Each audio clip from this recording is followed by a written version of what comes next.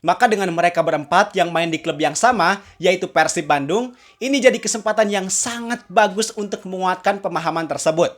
Walaupun gaya main di Timnas dan di Persib emang berbeda, tapi poin plusnya bisa tetap dapat.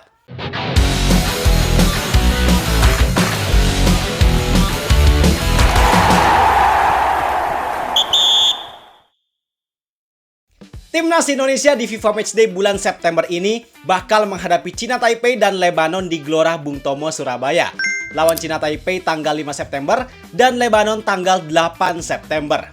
Walaupun laga ini cuma laga FIFA Matchday biasa, cuma laga uji coba, tapi laga ini jadi momen penting buat skuad Garuda. Karena laga ini jadi ajang pemanasan sebelum nantinya di bulan Oktober skuad Garuda bakal menghadapi laga sesungguhnya. Laga yang menentukan langkah mereka untuk menuju ke Piala Dunia 2026, yaitu kualifikasi putaran 4 zona Asia. Sebenarnya ada potensi buat Patrick Kluivert ngejadiin laga lawan China Taipei dan Lebanon ini sebagai ajang untuk bereksperimen. Uji coba taktik, uji coba pemain. Tapi eksperimen ini jangan sampai juga malah jadi blunder. Jangan sampai karena terlalu fokus bereksperimen, hasilnya nanti skuad Garuda malah gagal menang. Karena kalau gagal menang, pasti ada pengaruh terhadap mental dan kondusivitas locker room skuad Garuda nantinya. Cuman yang jadi uniknya, yang mau gua bahas di sini, bahwa kemarin-kemarin kan kita udah ngelihat transfer yang cukup ekstrim dari Persib Bandung, yang mereka berhasil datengin 2 pemain diaspora Timnas Indonesia. Yang hal tersebut bikin Persib Bandung sekarang resmi jadi klub yang pemainnya paling banyak dipanggil ke skuad Garuda. Mulai dari Beckham Putra, Mark Locke, Tom Haye, sampai Eliano Renders. Berarti ada 4 pemain Persib yang dipanggil ke Timnas Indonesia. Nah, kondisi ini menimbulkan pertanyaan, apakah dengan keberadaan 4 pemain tersebut dalam satu tim yang sama bakal punya dampak yang signifikan, baik itu untuk skuad Garuda maupun untuk skuad Maung Bandung. Karena di tengah fans sepak bola nasional sekarang yang terbelah jadi 2, ada yang setuju dan gak setuju tentang bergabungnya 2 pemain diaspora ini ke Persib Bandung, gua pengen menengahi. Karena hal ini udah terjadi, satu-satunya hal yang bisa kita lakukan adalah kasih pengaruh yang positif. Supaya pilihan yang udah diambil sama mereka mampu menghasilkan dampak yang baik, yang maksimal untuk semua pihak. Oke, kalau gitu, kalau kalian udah siap, langsung aja kita bahas, biar gak gitu-gitu doang. Tahu sepak bola.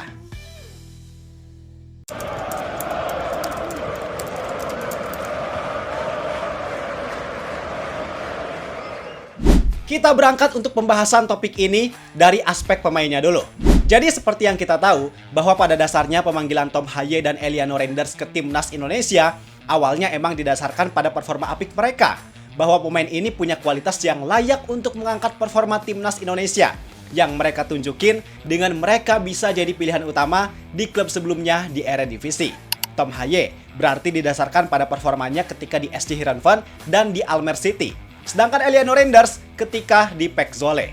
Kemudian untuk Beckham Putra dan Mark Locke, 2 pemain ini juga emang konsisten main bagus di Persib Bandung.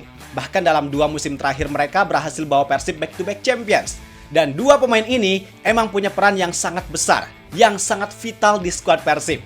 Maka emang wajar dan sangat layak buat kedua pemain ini dapat panggilan ke Timnas Indonesia. Dan sekarang mereka berempat membela tim yang sama, yaitu Persib Bandung. Dan di FIFA Matchday kali ini, gua rasa potensi untuk mereka berempat dimainkan cukup besar. Kalau Tom Haye, gak usah diraguin lagi, karena dia emang pemain inti dan otak dari permainan Timnas Indonesia. Tapi untuk Beckham, Mark Locke, dan Eliano Renders, gua yakin mereka juga pasti tetap dapat kesempatan, walaupun kemungkinan kesempatan itu kayaknya gak full selama 90 menit. Kenapa gua seyakin itu? Karena seperti yang udah gua bilang di awal, bahwa 2 laga Timnas Indonesia sekarang berpotensi buat dijadiin sebagai ajang untuk tim pelatih Patrick Kluivert bereksperimen. Apalagi untuk laga lawan China Taipei, yang secara kualitas di atas kertas kita tentu jauh di atas mereka. Maka di laga ini 80% Patrick Kluivert pasti bereksperimen. Entah ada kombinasi permainan dan taktik yang baru, atau dengan memainkan beberapa pemain yang emang jarang dapat kesempatan. Sedangkan di laga lawan Lebanon, walaupun secara materi pemain bisa dibilang kita lebih unggul karena kita diperkuat sama beberapa pemain yang main reguler di kompetisi teratas Eropa. Bahkan kita punya Calvin Verdong yang kualitasnya semakin upgrade karena baru aja dia dikontrak oleh salah satu klub besar Liga Prancis, yaitu Lille. Tapi secara permainan kolektif, kayaknya nggak terlalu jauh gapnya. Dan harusnya di laga lawan Lebanon ini baru dijadiin buat match yang lebih serius. Istilahnya ini jadi match final untuk segala macam taktik yang berpotensi besar buat dipakai di kualifikasi round 4 nanti. Karena emang udah nggak ada persiapan lagi setelah ini, pemain pun nantinya nggak punya banyak waktu buat matengin taktik karena round 4 nanti diselenggarakan di tengah padatnya jadwal kompetisi klub. Maka, potensi atau peluang untuk para pemain cadangan main di laga ini lebih kecil dibanding saat laga lawan China Taipei tadi. Maka dari itu, dalam hal ini, kesempatan sekecil apapun, sebentar apapun, harus dimanfaatkan sebaik mungkin. Nah, ketika 4 pemain Persib tersebut bisa dapat kesempatan bermain, apalagi dalam waktu yang bersamaan, itu pasti jadi hal yang sangat positif. Karena dengan mereka yang bisa bermain bersamaan, maka pembangunan chemistry dan pemahaman antar satu sama lain di dalam lapangan bisa terbangun dengan lebih cepat. Apalagi, pemahaman antar gelandang dengan pemain depan. Dalam hal ini berarti antara Mark Locke dan Tom Haye dengan Beckham Putra dan Eliano Reinders jika dia emang banyak main di lini depan. Karena dua posisi ini bakal banyak terhubung. Perannya di sini gelandang bakal lebih banyak melayani pemain depan. Maka, ketika pemain di dua posisi ini udah punya pemahaman yang baik, distribusi bola dan serangan bisa jauh lebih efektif buat dibangun. Karena gelandang dalam hal ini Mark Locke dan Tom Haye udah tahu gimana pergerakan yang biasanya dilakukan oleh pemain depan kayak Beckham Putra dan Eliano Reinders. Sehingga mereka bisa ngedistribusiin bola yang lebih enak buat diterima sama pemain depan tersebut. Dan sebenarnya pembangunan pemahaman ini kan nggak mudah buat dibangun. Maka dengan mereka berempat yang main di klub yang sama, yaitu Persib Bandung, ini jadi kesempatan yang sangat bagus untuk menguatkan pemahaman tersebut. Walaupun gaya main di Timnas dan di Persib emang berbeda, tapi poin plusnya bisa tetap dapat. Kalau menurut gua, kombinasi antara lini tengah dan lini depan Persib ini harusnya bisa lebih ngeri sih.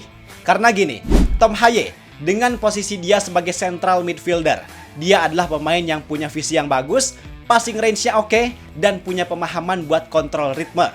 Yang kemudian, peran Tom Haye ini didukung sama Mark Locke yang dia punya keunggulan dalam hal distribusi bola, sebagai penghubung atau jembatan antara lini belakang dan lini tengah, bisa jadi deep playing playmaker, dan bisa juga bermain untuk lebih Spartan atau kotor, supaya bisa ngasih keleluasaan kepada Tom Haye. Apalagi, mereka berdua yang chemistry-nya udah terjalin dengan sangat bagus, karena sama-sama punya latar belakang Belanda, harusnya ini bisa jadi bahan untuk mereka bisa lebih solid. Dan soliditas lini tengah tersebut berdampak pada lini depan, dalam hal ini khususnya Beckham Putra, yang pemain ini punya kemampuan dari segi dribble serta kreativitas. Harusnya Beckham ini berpotensi bakalan dapat servis terbaik dari lini tengah, sehingga kemampuan dia di lini depan bisa keluar lebih maksimal. Dan untuk Eliano Reinders, dengan posisinya yang versatile, kemungkinan besar dia di Persib bakalan lebih banyak main di posisi bek kanan. Tapi dengan gaya main yang lebih agresif, yang lebih banyak atau lebih aktif buat bantu lini serang. Dalam hal ini, koneksinya juga bakalan banyak terbangun dengan Tom Haye. Nah, dengan kombinasi tersebut, harusnya udah bisa jadi fondasi yang sempurna. Walaupun implementasinya ketika di Timnas Indonesia, keempat pemain tersebut belum tentu bakalan selalu main bareng, tapi tentu efeknya bakalan tetap bagus. Karena 4 pemain ini pasti jadi kombinasi yang sangat baik, apalagi ketika beberapa pemain inti lain di Timnas Indonesia gak nampilin performa secara maksimal. Harusnya keempat pemain Persib ini punya kombinasi hafalan yang sesekali bisa diterapkan di Timnas Indonesia. Jadi gitu sih, pada intinya Persib yang sekarang punya 4 pemain yang berlabel Timnas jelas tetap punya dampak yang sangat positif, baik itu untuk Persib maupun Timnas Indonesia. Kehadiran 4 pemain dalam satu tim yang sama, dampak yang paling kerasanya adalah pemahaman dan chemistry yang tentunya bakalan semakin kuat. Sekarang tinggal keempat pemain ini aja, bakal punya kontribusi sejauh mana dan sekuat apa. Untuk kita semua, bukan cuma bobotoh, tapi untuk semua supporter sepak bola di Indonesia, harus tetap kasih support yang maksimal untuk keempat pemain ini. Apalagi kalau urusannya buat Timnas Indonesia. Kita harus kesampingkan dulu urusan klub dan fokus satukan dukungan buat skuad Garuda. Gimana pendapat kalian tentang keempat pemain ini? Coba tulis di kolom komentar. I think untuk video kali ini cukup sekian. Like dan subscribe-nya jangan lupa. Semoga bermanfaat dan sampai jumpa di video berikutnya. See ya!